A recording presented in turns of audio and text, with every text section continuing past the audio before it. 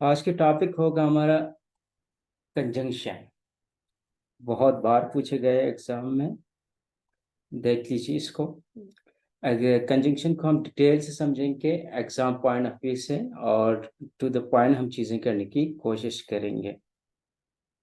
So first of all conjunction क्या है, इसी को हम डिस्कस करते हैं। फिर आगे चलकर हम वन बाय वन हर एक चीज़ को देखते हैं। देख लीजिए, कंजंक्शन आपको पता है दो अल्फाज या जुमलों को आपस में जोड़ने के लिए हम इस्तेमाल करते हैं, जिसे हम लिंकिंग वर्ड भी कहते हैं, लिंकिंग। ठीक है, कंजंक्शन भी आप कह सकते हैं। यानी दो अल्फाज या दो जुमले के हिस्से को जोड़ेंगे, दैट इज कंजंक्शन। अब कंजंक्शन को डिफरेंट ग्रुप में डिवाइड किया हुआ है। ठीक है, जैसे कि एडवर्बियल कंजंक्शन होता है, कोरिलेटिव होता है, और सबऑर्डिनेट होता है, सबऑर्डिनेट होता है। ये सारे कंजंक्शन के टाइप्स है। और ये एग्जाम में इस तरह आएंगे आपको, पंक्चुएशन के लिए बहुत ही इम्पोर्टेंट है। और कभी कभी इसमें वर्ड के जो स्ट्रक्चर है वो चेंज किए होते हैं, और वो आपको करेक्टली यूज़ करने होंगे। आप देख लीजिए, रूल 99 हम करेंगे आज। कोऑर्डिनेटिंग कंजंक्शन सबसे पहले। यानी कोऑर्डिनेटिंग कंजंक्शन किसे कहते हैं? उन सादे कंजंक्शन को कोऑर्डिनेटिंग कंजंक्शन ये दो इंडिपेंडेंट क्लॉज को जोड़ने के लिए यूज़ करते हैं। तो याद रखने वाली बात क्या है? कोऑर्डिनेटिंग कंजंक्शन में दो इंडिपेंडेंट क्लॉज को हम जोड़ेंगे।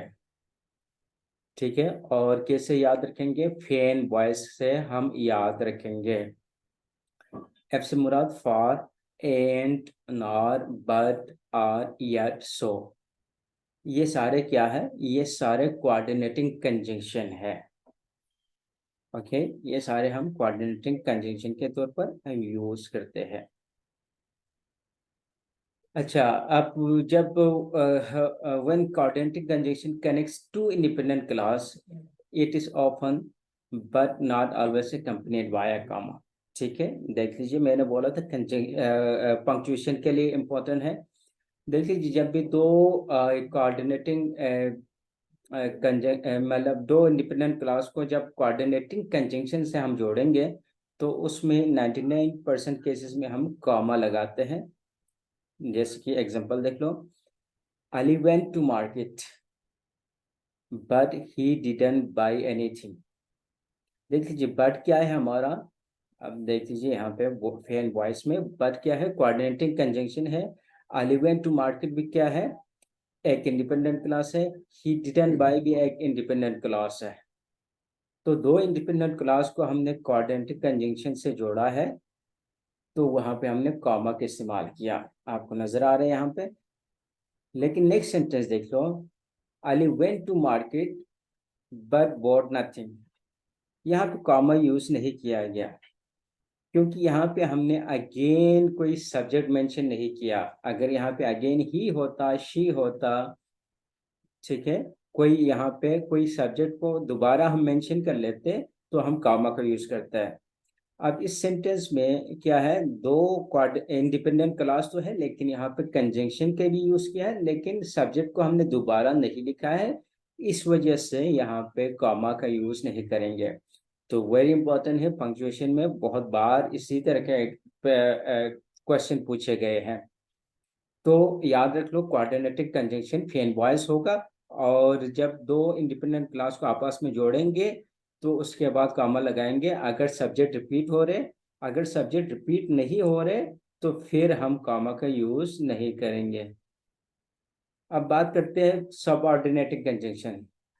सबऑर्डिनेट कंजंक्शन क्या होता है? ये डिपेंडेंट क्लास या सबऑर्डिनेट क्लास के शुरू में इस्तेमाल होता है, और जुमले से ताल्लुक जोड़ते हैं। आप देख लीजिए, क्या बात की? डिपेंडेंट क्लास की बात की है, यानी डिपेंडेंट क्लास के शुरू में इस्तेमाल होता है यूजुअली। जैसे कि देख लीजिए क्या क्या है subordinate class. After, although, as if, along, as though, because, before, even, if, once, rather than, since, so that, then, that, if, even though, till, unless, until, when, whenever, where is, whenever, while, ये सारे क्या है, subordinate conjunction है जो कि independent clause के शुरू में भी आ सकता है, डिपेंडेंट क्लॉज के, सॉरी। अब एग्जांपल देख लो, I asked him if he was going to school. ये देख लीजिए, if he was going to school क्या है, ये हमारा एक डिपेंडेंट क्लॉज है, क्योंकि किस से स्टार्ट हुआ है, सबऑर्डिनेट क्लास से स्टार्ट हुआ है। इफ क्या है, सबऑर्डिनेट है, सबऑर्डिनेट कंजंक्शन पहले हमें आया, तो ये क्या बन गए, डिपेंडेंट क्लॉज बन गए, डिपेंडेंट क्लॉज हुआ। ठीक है, अब इसी तरह नेक्स्ट देख लीजिए, because because he is ill he can not come to college. अब इसमें देख लीजिए, फर्स्ट सेंटेंस में कोई कॉमा नहीं है, लेकिन सेकेंड सेंटेंस में कॉमा का हमने यूज किया। देख लीजिए, याद रखना है, जब सब ऑर्डिनेटिंग कंजंक्शन का हम यूज करके जो डिपेंडेंट क्लास अगर हमारा पहले आ जाए, तो उससे के फौरन बाद हम कामा यूज करेंगे। जैसे कि देख लीजिए, बिकॉज ही इज इल, उसके बाद हमने क्या लगाया, कामा का यूज किया, क्योंकि क्या है, बिकॉज ही इज इल, ये क्या है, एक डिपेंडेंट क्लास है। ठीक है, तो इसमें याद रखने वाली बात यही है, जब हम डिपेंडेंट क्लास को पहले लिखेंगे, तो फिर हम उसके फौरन बाद कामा लगाएंगे। अगर बाद में लिखेंगे तो हम कामा लगाने की जरूरत नहीं है। अब बात करते हैं हम कोरिलेटिव कंजंक्शन की। कोरिलेटिव कंजंक्शन देख लीजिए, दूसरे अल्फाज यानी ये पेयर में होगा, ये ग्रुप में होगा, ठीक है, दूसरे वर्ड के साथ ये जुड़े होता है और अक्सर पेयर में ही इस्तेमाल होता है। जैसे कि ये देख लो, आल दो के साथ हम यट का यूज करेंगे, वेदर के साथ नार का, नो अदर के साथ देन का, सो के साथ देट का हम यूज करेंगे, नो सुनर के साथ देन का इस्तेमाल करेंगे। एग्जाम में यही होता है, कभी कभार वेदर के साथ आपको यहाँ पे एंड लिख के देगा और कहेंगे कि इसकी करेक्शन कर दो। ठीक है, तो आपने ये पेयर आपके माइंड में रखना है। इसी तरह हार्डली और बैडली के साथ वेन का यूज करता है, और स्कार्सली के साथ भी वेन का यूज करता है। नॉट ओनली के साथ बट आल्सो होगा। सेम के साथ हम एस के यूज करते हैं जब आइडेंटिकल हो, एक जैसी हो, ठीक है। लेकिन सेम के साथ डेट का यूज करते हैं, बिल्कुल वही हो तो, ठीक है। इसी तरह लेस के साथ शुड का यूज करते हैं, नथिंग एल्स के साथ बट, सच के साथ एस के साथ भी हम एस लगा सकते हैं। आइदर के साथ हम आर की कम्बिनेशन होगी, नाइदर के साथ नार की कम्बिनेशन, बोथ के साथ एन होगा, और एस के साथ हम कुछ भी लिख के उसके बाद कामा भी लगा सकते हैं। तो ये कॉरेलेटिव कंजंक्शन है, यानी ये पेयर में यूज होगा। देख लीजिए, इनको याद रखना है, ये दो तीन बातें आपके जहन में होने चाहिए जब कंजंक्शन को आप मुकम्मल तौर पर इस्तेमाल करना चाहे। मसलन एक तरफ सूनर इस्तेमाल होता है, तो दूसरे फिक्रे में क्या होगा, देन का इस्तेमाल होगा। आप एग्जांपल देखेंगे तो आपको चीज़ें और भी क्लियर हो जाएगा। अब यहाँ पे देख लीजिए, रूल 102 में देख लीजिए, अगर ये इस तरह के वर्ड आ जाए, स्कार्सली, नो सूनर और हार्डली किसी सेंटेंस के शुरू में आ जाए, यानी ये बेसिकली ये क्या होता है, ये सारे एडवर्ब होते हैं, ठीक है, नेगेटिव एडवर्ब होता है। जब नेगेटिव एडवर्ब सेंटेंस के शुरू में आएगा, तो फौरन बाद हम उसको क्या बनाते हैं, इन्वर्जन का इस्तेमाल करते हैं। कैसे होगा, अब इन्वर्जन क्या है, इसी पे हम डिस्कस करते हैं। और ये रूल इम्पोर्टेंट है और एग्जामिनर के फेवरेट है, बार बार पूछे गए हैं, तो इसको हम डिस्कस करते हैं थोड़ा डिटेल के साथ। अब एग्जांपल देख लो, ज़रा गौर कर लीजिए। अब यहाँ पे लॉ ऑफ इन्वर्जन क्या है, देख लीजिए। इन्वर्जन का मतलब यही होता है कि वर्ब बिफोर द सब्जेक्ट आएगा। इसमें भी दो टाइप है, एक पार्शियल इन्वर्जन है, एक कंप्लीट इन्वर्जन है। अब देखते हैं आप ये क्या क्या चीज़ है। देख लीजिए, सेंटेंस स्ट्रक्चर देख लो, of sentence, helping verb plus subject आ गया, फिर मेन वर्ब आएगा, यही इन्वर्जन होगा। जैसे कि देख लीजिए, never have I seen such a beautiful place. अगर आप कहें कि आई नेवर हैव, देख लीजिए, never have I seen such a beautiful place, ये क्या है? इन्वर्जन है। हेल्पिंग वर्ब पहले आ गया, उसके बाद सब्जेक्ट आया, उसके बाद मेन वर्ब आया, इसको कहते हैं इन्वर्जन। ठीक है, कुछ और एग्जांपल देखेंगे तो आपको और भी क्लियर हो जाएगा। अब कंप्लीट इन्वर्जन में क्या होता है देख लीजिए, structure of sentence, normal sentence, subject आएगा, हेल्पिंग वर्ब आएगा, मेन वर्ब होगा।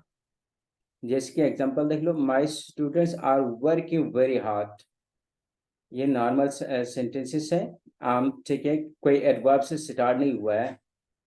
अब इसमें देख लीजिए, I have never seen such a beautiful place, ठीक है, ये नॉर्मल सेंटेंसेस है, एडवर्ब से स्टार्ट नहीं हुआ है, तो इसी तरह हम इन्वर्जन करते हैं। देख लीजिए, I have never seen such a beautiful place,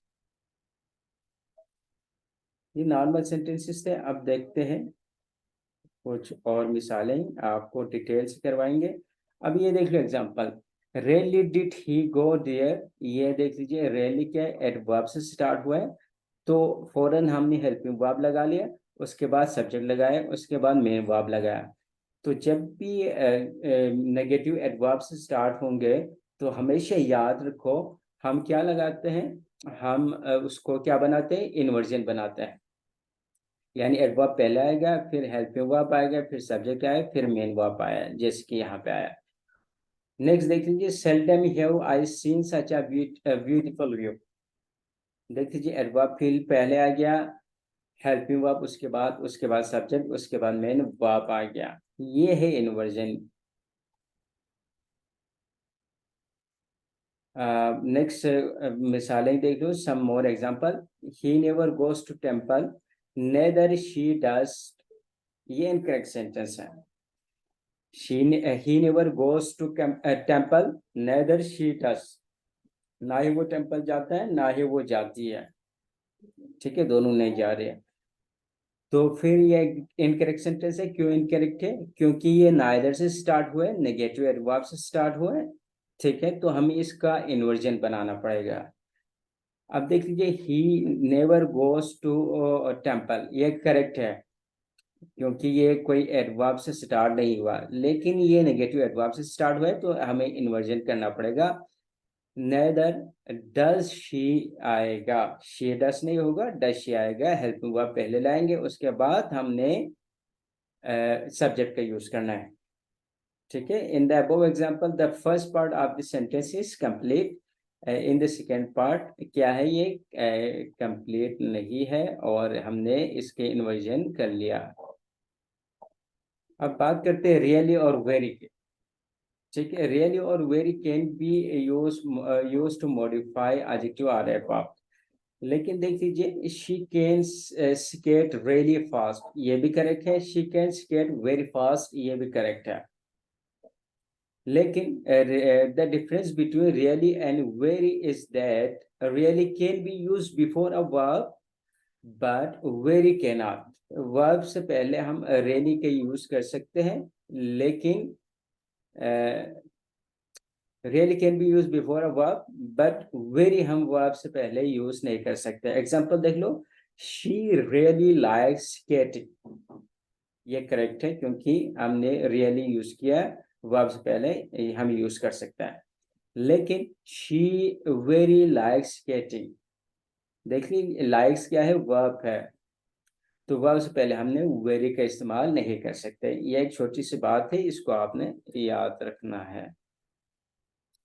अब चलते हैं नेक्स्ट पॉइंट, ये भी इम्पोर्टेंट है। नेक्स्ट रो, कुछ मॉडर्न सेंटेंसेस है वही इन्वर्जन से रिलेटेड, जिसको हम उर्दू में थोड़ा समझने की कोशिश करेंगे, और कुछ प्रैक्टिस भी आपके हो जाएंगे। देख लीजिए, no sooner we had come out of the college when it started raining, देख लीजिए, नो सूनर से स्टार्ट हुआ है, नेगेटिव एडवर्ब से स्टार्ट हुआ है, तो हमें इसके इन्वर्जन करना होगा। तो क्या होगा? नो सूनर वी हैड नहीं होगा, नो सूनर हैड वी आएगा। दूसरी बात, अभी हमने डिस्कस किया था, ये कोरिलेटिव कंजक्शन की अभी बात की थी, नो सूनर के साथ हम व्हेन का यूज नहीं करते, देन का यूज करते हैं, ठीक है, जैसे ही हम कॉलेज से बाहर निकले बारिश हो गई। तो ये याद रखना है, इसका एक इन्वर्जन भी होगा और हमने पेयर में भी इसका यूज करना है। नो सुनर के साथ व्हेन का यूज नहीं करेंगे, देन का यूज करते हैं। नेक्स्ट देख लो, scarcely we reached the airport then the plane took off।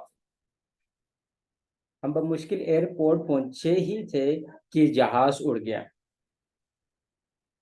अब इसमें देख लो, scarcely से स्टार्ट हुआ, अगेन नेगेटिव एडवर्ब से स्टार्ट हुआ है, तो फिर हमें क्या करना पड़ेगा, अगेन हमें इसके इन्वर्जन करना पड़ेगा। तो क्या आएगा, scarcely did we reach आएगा, we reach नहीं, did we reach the airport when the plane took off, then again नहीं आएगा, when का यूज करेंगे। scarcely के साथ हम when का इस्तेमाल करते हैं। इस तरह नेक्स्ट सेंटेंस देख लो, hardly I had reached home then the guest arrived। Again negative adverb से स्टार्ट हुआ है, इन्वर्जन कर लीजिए, hardly had I reached home when आएगा when the guest arrived, then the guest नहीं, when the guest। hardly के साथ भी हम when का यूज करते हैं। अच्छा, hardly we reach the college then the bell rings। Again negative देख लीजिए, एडवर्ब से स्टार्ट हुआ है, तो अगेन इन्वर्जन हमें करना पड़ेगा, hardly do we reach the college when the bell rings. देख लीजिए यहाँ पे डू क्यों यूज किया, इसके रीजन यही है कि वी रीच क्या है, यहाँ पे ये प्रेजेंट सिंपल का है, तो प्रेजेंट सिंपल के साथ हम डू या डस का यूज करते हैं, लेकिन यहाँ पे वी है तो हम डू का इस्तेमाल किया। लेकिन ऊपर वाला सेंटेंस देख लीजिए, हार्डली आई हेड, ये ऑलरेडी पास्ट परफेक्ट में है, तो हार्डली आई हेड आ गया, बिल्कुल करेक्ट है। अकॉर्डिंग टू टेंस हमने हेल्पिंग वर्ब लगाना है, अगर वो प्रेजेंट का है तो प्रेजेंट वाले, पास का है तो पास का, फ्यूचर का है तो फ्यूचर का। नेक्स्ट देख लीजिए, the doctor had hardly reach then the patient died. ठीक है, अब देख लीजिए ये नेगेटिव एडवर्ब से स्टार्ट नहीं हुआ है, the doctor had hardly reach then the patient died, तो सेम रहेगा, the doctor had hardly reach.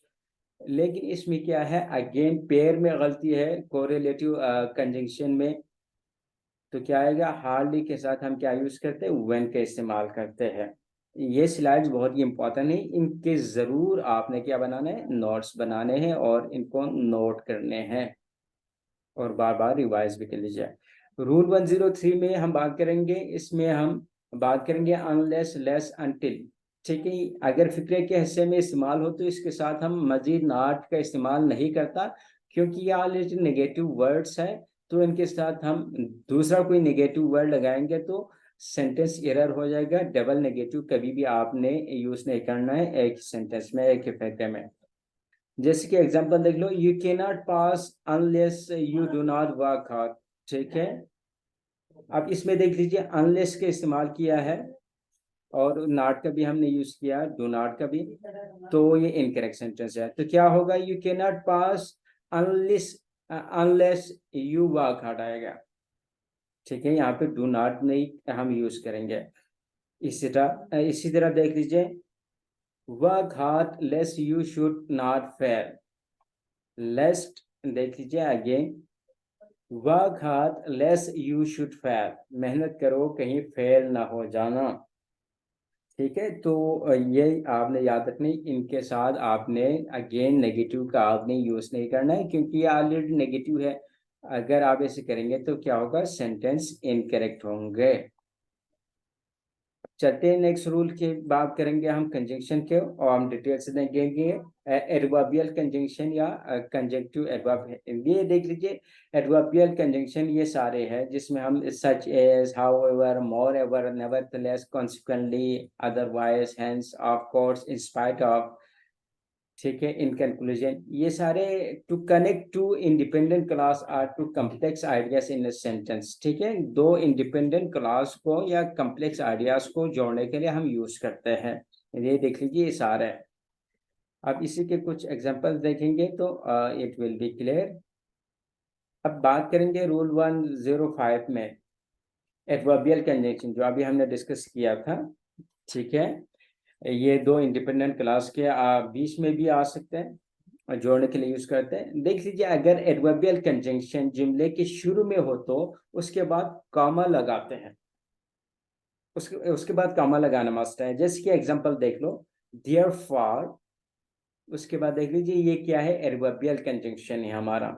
उसके बाद फौरन हमने कॉमा लगा लिया, आई शैल बाई अ न्यू कार। ये पंक्चुएशन के लिए इंपॉर्टेंट है।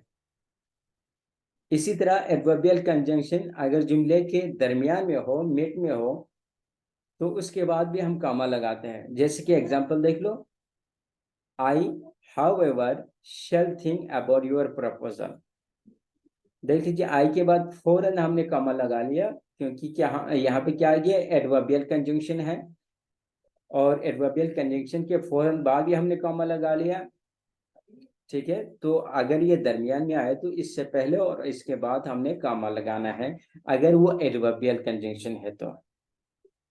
और इस तरह नेक्स्ट वन देख लीजिए, एडवर्बियल कंजंक्शन अगर दो इंडिपेंडेंट क्लॉज के दरमियान है, दो क्लॉज के दरमियान है, तो उससे पहले क्या, पहले क्लॉज वाले के साथ हम सेमीकोलन लगाएंगे और उसके बाद हम कॉमा लगाते हैं। अब एग्जांपल देख लो कैसे, एग्जांपल जरा देख लीजिए, आई एम इल, ये क्या है, एक इंडिपेंडेंट क्लॉज है। फौरन हमने सेमी कॉलन लगा लिया और उसके बाद क्या आ रहे थे, हमारा एडवर्बियल कंजंक्शन आ रहे थे, उसके बाद हमने कॉमा लगा लिया। हाउएवर के बाद कॉमा आपको नजर आ रहा है।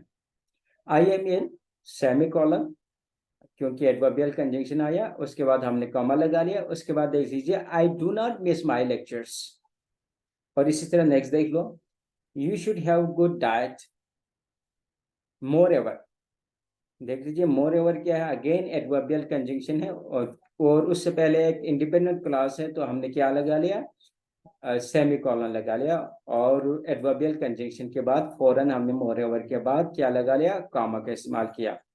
You must take exercise daily. Next देख लीजिए, वर्क हार्ड, ये भी एक इंडिपेंडेंट क्लास है। फौरन हमने सेमी कॉलन लगा लिया, क्योंकि उसके बाद क्या आ रहे, एडवर्बियल कंजंक्शन आ रहे। अदरवाइज के बाद हमने फिर कॉमा लगा लिया, यू विल फेल। ठीक है, ये थी कंजंक्शन से रिलेटेड कुछ बेसिक चीजें। ठीक है, अब बात करते हैं, ये आप स्क्रीनशॉट लीजिए और इसको कर लीजिए, this are the MCQs.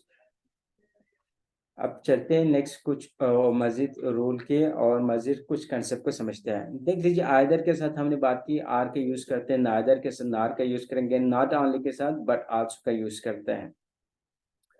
You must either be regular with your studies and study for a longer period. इसमें मसला क्या आ रहा है, देख लीजिए, आइदर है, ठीक है, आइदर के साथ हम एंड नहीं लगाते बल्कि आर का इस्तेमाल करते हैं। ठीक है, जो कोरिलेटिव कंजंक्शन हमने पढ़ा था वही का वह हम ये इस्तेमाल कर रहे हैं।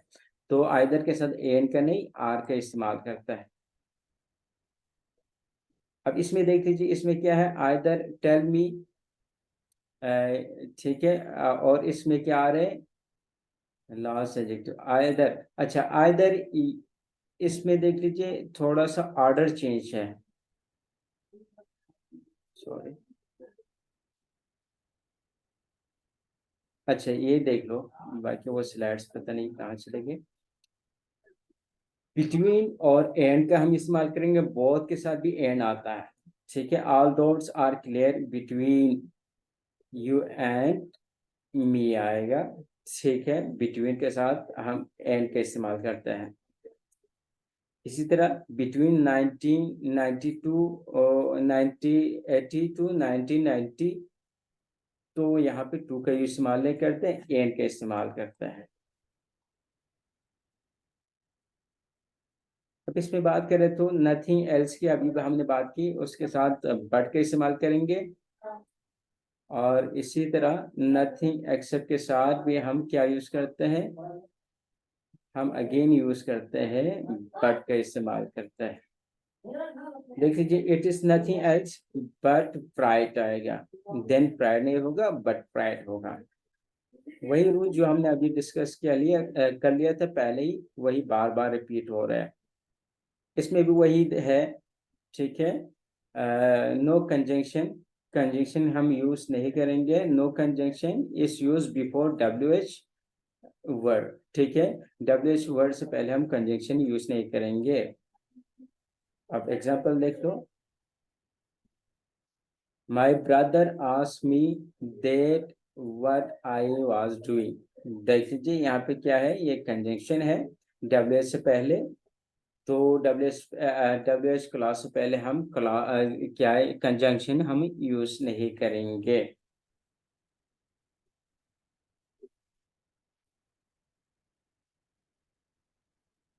चले, थैंक यू सो मच। ये थे एडवर्बियल से रिलेटेड, सॉरी कंजंक्शन से रिलेटेड। और इंशाल्लाह see you in the next video and bye, अल्लाह हाफिज।